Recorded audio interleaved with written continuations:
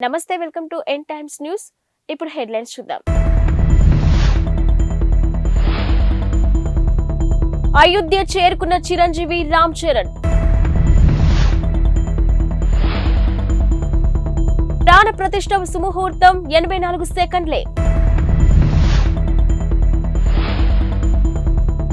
అయోధ్య ఆలయంలోని పాత విగ్రహాన్ని ఎక్కడ ఉంచుతారంటే, దేశంలోని చారిత్రాత్మక ఆధ్యాత్మిక నగరం అయోధ్య ఒక ప్రత్యేకమైన శోభతో మెరిసిపోతుంది. అయోధ్య బాలరాముడి ప్రాణ ప్రతిష్ఠ కార్యక్రమం నేపథ్యంలో ఆధ్యాత్మిక శోభను సంతరించుకుంది. ఇక నగరం మొత్తం దేశం నలుమూలల నుంచి వచ్చిన భక్తులతో నిండిపోయింది. దేశంలోని ప్రముఖులు, సెలబ్రిటీలు అందరూ అయోధ్యలోనే ఉన్నారా అనే పరిస్థితి అక్కడ ఉంది. ఇక తాజాగా మెగాస్టార్ చిరంజీవి, ఆయన భార్య సురేఖ, తనయుడు రామ్ చరణ్ అయోధ్యకు చేరుకున్నారు. అయోధ్య ఎయిర్పోర్ట్ లోని కార్యక్రమ నిర్వాహకులు వారికి స్వాగతం పలికారు. అనంతరం అక్కడి నుంచి వారు భద్రతా సిబ్బంది మధ్య బస ఏర్పాటు చేసిన ప్రాంతానికి బయలుదేరారు. ఇక ఎయిర్పోర్ట్ లో చిరంజీవి మాట్లాడుతూ, అయోధ్య బాలరాముడి ప్రాణ ప్రతిష్ఠ వేడుకల్లో పాల్గొనడం పూర్వజన్మ సుకృతంగా భావిస్తున్నానని చెప్పారు. తాను ఎంతో భక్తితో కొలిచే హనుమంతుడే తనకు ఆహ్వానం పంపినట్టుగా ఉందని పేర్కొన్నారు.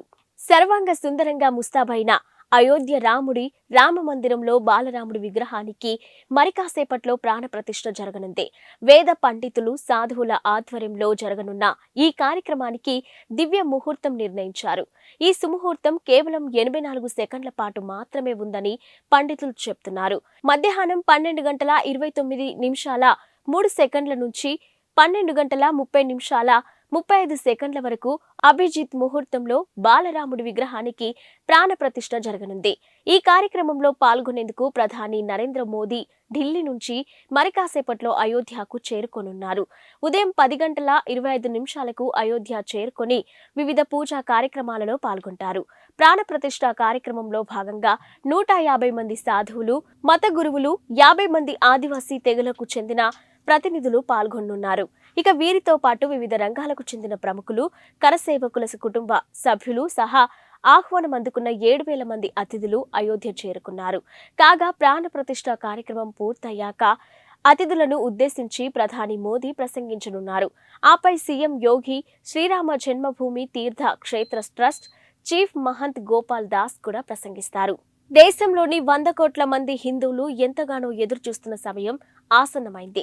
ఇక శతాబ్దాల కళ, దశాబ్దాల పోరాటం తర్వాత రామ మందిర సుదీర్ఘ కళ నెరవేరబోతుంది. కాసేపట్లో అయోధ్యలోని రామ మందిరంలో బాలరాముడి విగ్రహానికి ప్రాణ ప్రతిష్ఠ చేయబోతున్నారు. ఈ నేపథ్యంలోని యావత్ దేశం రామనామ స్మరణంతో మారుమోగుతుంది. ఎక్కడ చూసినా జై శ్రీరామ్ అనే నినాదాలు వినిపిస్తున్నాయి. శ్రీరాముడి జెండాలు కనిపిస్తున్నాయి. రామ మందిరాలు, హనుమాన్ ఆలయాలు భక్తులతో కిటకిటలాడుతున్నాయి. ఇక అయోధ్య రామాలయ గర్భగుడిలో 51 అంగుళాల కొత్త మూర్తిని ప్రతిష్ఠించారు. అయితే ఇక్కడే అందరికీ ఒక సందేహం తలెత్తుతుంది. మందిరంలోని పాత విగ్రహాన్ని ఏం చేయబోతున్నారనేదే ఆ సందేహం. ఇక ఈ సందేహాన్ని శ్రీరామ జన్మభూమి తీర్థ క్షేత్ర ట్రస్ట్ కోశాధికారి గోవింద్ దేవ్ గిరి నివృత్తి చేశారు. ఇక పాత విగ్రహం ఎత్తు 5-6 అంగుళాలు మాత్రమేనని, 25 నుంచి 30 అడుగుల దూరంలో ఉన్న వారికి ఆ విగ్రహం సరిగ్గా కనిపించదని ఆయన చెప్పారు. అందుకే 51 అడుగుల కొత్త మూర్తిని ఏర్పాటు చేశామని తెలిపారు. ఇక బాలరాముడి విగ్రహాన్ని గర్భగుడిలో కొత్తగా ఏర్పాటు చేసిన బాలరాముడి విగ్రహం ముందే ఉండేలా ఏర్పాటు చేయనున్నట్టు వెల్లడించారు.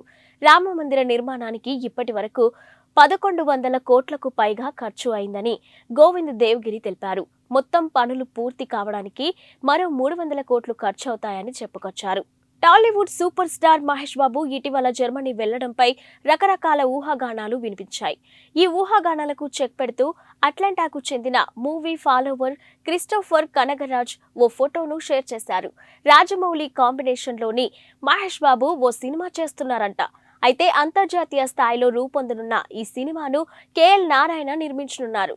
ఆఫ్రికన్ అటవీ ప్రాంతం నేపథ్యంలో సాగే ఈ action adventurous movie pre production work ఇప్పటికే మొదలైనట్టు తెలిసిందే. ఇక ఈ సినిమాలో తన లుక్ మేక్ ఓవర్ కోసమే మహేష్ జర్మనీ వెళ్లినట్టు ప్రచారం జరిగింది. తాజాగా జర్మనీలో ఉన్న మహేష్ బాబు ఫోటోను షేర్ చేసిన ట్విట్టర్ యూజర్, మహేష్ ప్రస్తుతం జర్మనీలో బ్రెన్నర్స్ పార్క్ హోటల్ స్పాలో డాక్టర్ హ్యారీ కోనింగ్ పర్యవేక్షణలో శారీరక దృఢత్వానికి శిక్షణ పొందుతున్నట్టు రాసుకొచ్చారు. అయోధ్య రామ మందిర ప్రారంభోత్సవంలో పాల్గొనే అవకాశం రావడంపై ప్రముఖ సినీ నటుడు చిరంజీవి హర్షం వ్యక్తం చేశారు. భావోద్వేగంతో ఉక్కిరి బిక్కిరి అవుతున్నట్టుగా తెలిపారు. ఇక తన ఇష్టదైవం హనుమంతుడే ఈ ఆహ్వానం పంపినట్టుగా భావిస్తున్నట్టు వ్యాఖ్యానించారు. విగ్రహ ప్రాణ ప్రతిష్ఠ కార్యక్రమం ప్రత్యక్షంగా వీక్షించే అవకాశం దక్కడం ఎంతో అదృష్టంగా భావిస్తున్నానని అన్నారు. ఇది చరిత్రలో చిరస్థాయిగా నిలిచిపోయే కార్యక్రమమని, తనకు ఈ క్షణాలు జీవితాంతం గుర్తుంటాయని వ్యాఖ్యానించారు. ఇదంతా ఆ భగవంతుడి ఆశీర్వాదమని అన్నారు. ఇక రామ మందిరంలో బాలరాముడి విగ్రహ ప్రాణ ప్రతిష్ఠ కార్యక్రమానికి దేశవ్యాప్తంగా సినీ, రాజకీయ ప్రముఖులు హాజరవుతున్న విషయం తెలిసిందే. ఇప్పటికే పలువురు ప్రముఖులు అయోధ్యకు చేరుకున్నారు.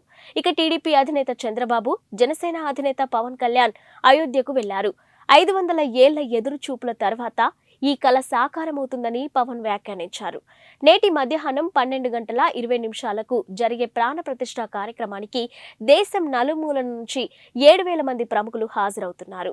ఇక ముఖ్య అతిథిగా ప్రధాని నరేంద్ర మోదీ స్వయంగా ఈ క్రతువులో పాల్పంచుకుంటారు. భారత్తో 5 మ్యాచ్ల టెస్టు సిరీస్ ఆడేందుకు ఇంగ్లాండ్ జట్టు వచ్చేసింది. ఇక నిన్న శంషాబాద్ విమానాశ్రయంలో అడుగుపెట్టిన ఇంగ్లీష్ ఆటగాళ్లకు ఘన స్వాగతం లభించింది. ఇక ఆటగాళ్ల నుదుటిన తిలకం దిద్ది ఆహ్వానించారు.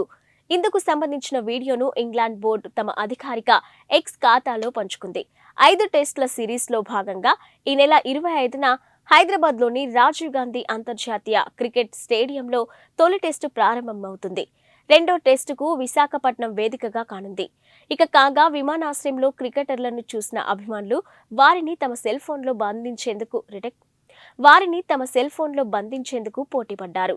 ఇంగ్లాండ్తో తొలి 2 టెస్టుల్లో భారత జట్టును బీసీసీఐ ఇప్పటికే ప్రకటించింది. భారత్, ఇంగ్లాండ్ జట్లు చివరిసారి 2021-22లో తలపడ్డాయి. ఇక ఆ సిరీస్లో 2-2తో డ్రాగా ముగిసింది. ఇక ఇంగ్లాండ్తో తొలి 2 టెస్టులకు ప్రకటించిన 16 మందితో కూడిన భారత జట్టులో విరాట్ కోహ్లీ కూడా ఉన్నాడు. అతడు మరో 152 పరుగులు చేస్తే టెస్టుల్లో 9,000 పరుగులు సాధించిన 4వ భారత ఆటగాడిగా చరిత్ర సృష్టిస్తాడు. నేడు జరగనున్న అయోధ్య శ్రీరామ మందిర ప్రారంభోత్సవానికి దేశవ్యాప్తంగా రాజకీయ, సినీ ప్రముఖులు హాజరవుతున్నారు. ఇప్పటికే కొందరు అయోధ్యకు చేరుకోగా మరికొందరు ఇవాళ ఉదయం అక్కడికి చేరుకుంటారు.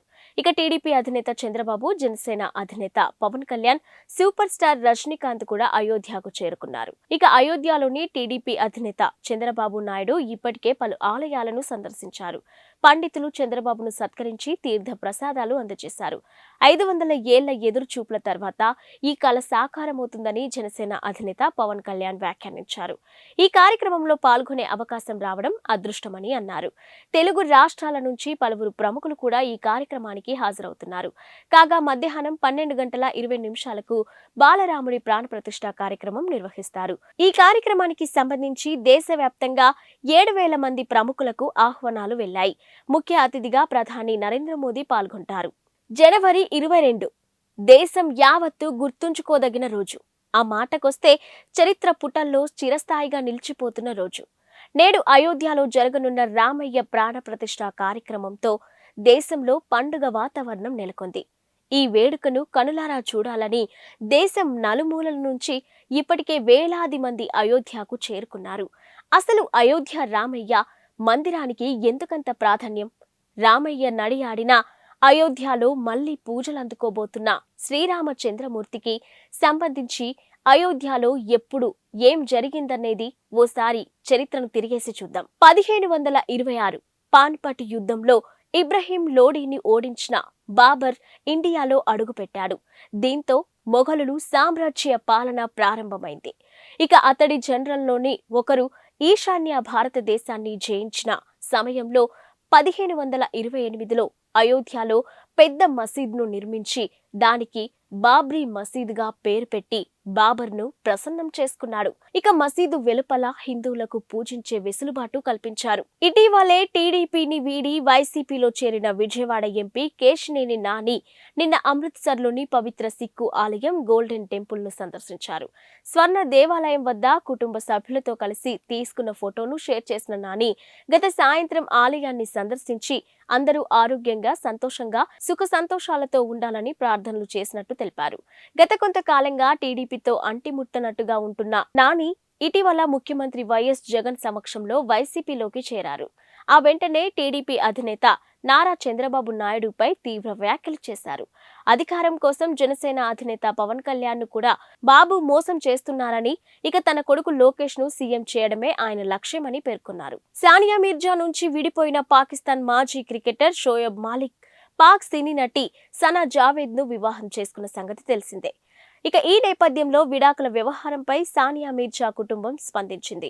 పాకిస్తాన్ నటిని పెళ్లాడిన షోయబ్ జీవితం సాఫీగా సాగాలని ఆకాంక్షిస్తూ షోయబ్తో సానియా విడాకులు ఎప్పుడు తీసుకున్నది వెల్లడించింది. వారిద్దరూ కొన్ని నెలల క్రితమే విడిపోయినట్టుగా స్పష్టం చేసింది. సానియా ఎప్పుడూ తన వ్యక్తిగత జీవితంలో గోప్యత పాటించదని, కానీ ఇప్పుడు ఓ విషయాన్ని బయట పెట్టాల్సిన అవసరం ఉందని పేర్కొంది. సానియా మీర్జా షోయబ్ కొన్ని నెలల క్రితమే విడాకులు తీసుకున్నట్టు స్పష్టం చేసింది. షోయబ్ కొత్త ప్రయాణం సంతోషంగా సాగాలని సానియా ఆకాంక్షించినట్టు తెలిపింది. తమ గోప్యతను గౌరవించి ఊహాగానాలకు దూరంగా ఉండాలని అభిమానులను సానియా కుటుంబం అభ్యర్థించింది. ఇవి ఇప్పటివరకున్న బులెటిన్ అప్డేట్స్. Keep watching.